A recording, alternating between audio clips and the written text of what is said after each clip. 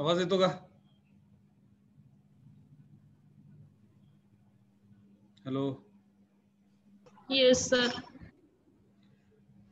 थोडस लाईट नाही आहे बरं का. कधी लेक्चर बंद होईल माहित नाही आहे ना.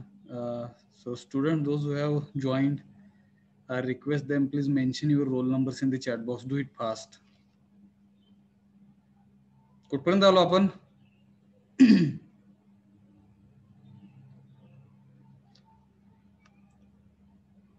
Hello. Algorithm flow chart.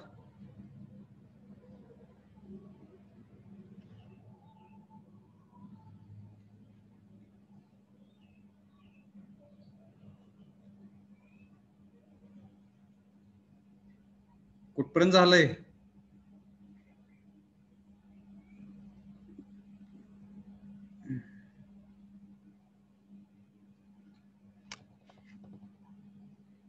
Hello. Yes, sir. Example झालं. हा? Second example. कुठलं? Area of circle.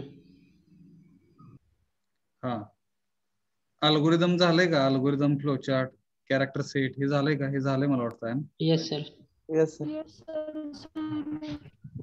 Problem solving techniques algorithm. Yes, sir. झाले. हा. कुठपर्यंत आले सांगा ना मग फटाफट. तिसरे चालू आहे.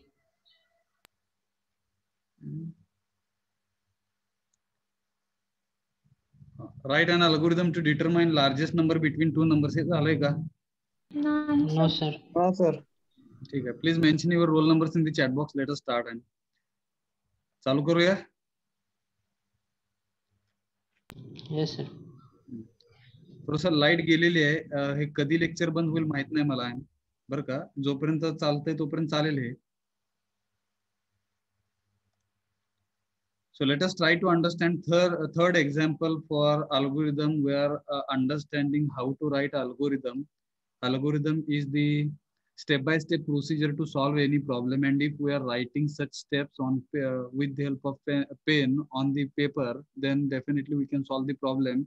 So this information first time and gave to entire world by Arabic mathematician Abu Zafar Muhammad ibn Musa al-Khwarizmi. हे बघितलं होतं आपण. Yes. So determine. So we are writing algorithm to determine largest number between two numbers. So let us try to understand problem first. You have two numbers. Let us consider we stored two numbers in the two different variables, say A and B. So in A variable, suppose I am storing 1.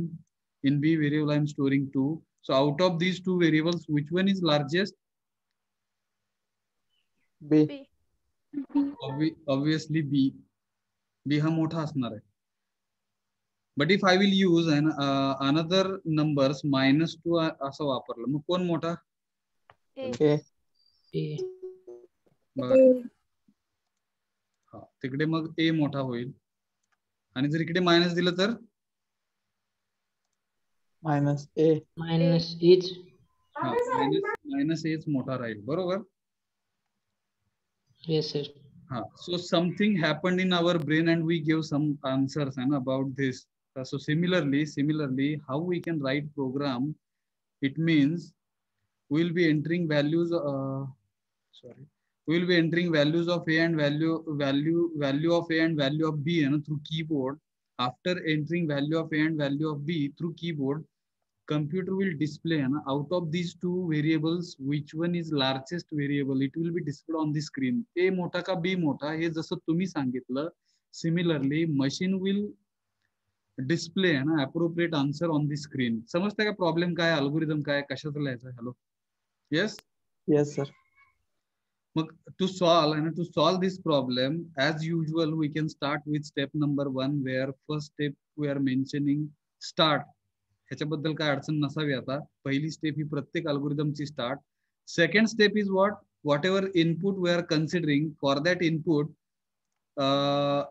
either we need to scan or we need to read the values of input. Now here inputs are A and B.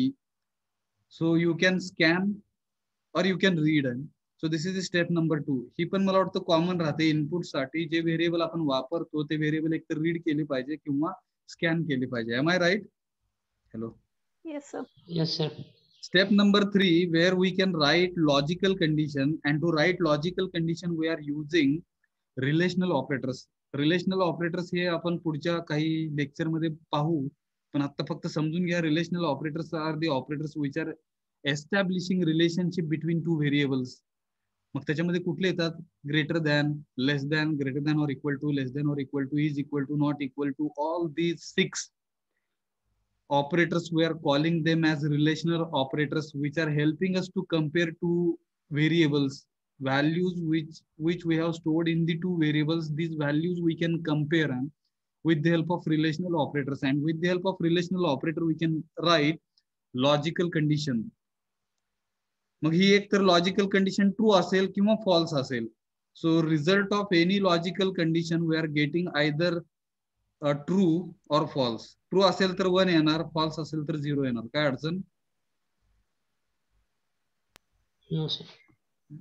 मग इकडे जर ही condition true झाली आहे, ए is greater than बी, हे जर true झालं तर 1 result येणार, आणि रिझल्ट 1 आला तर definitely machine will display A is greater than B.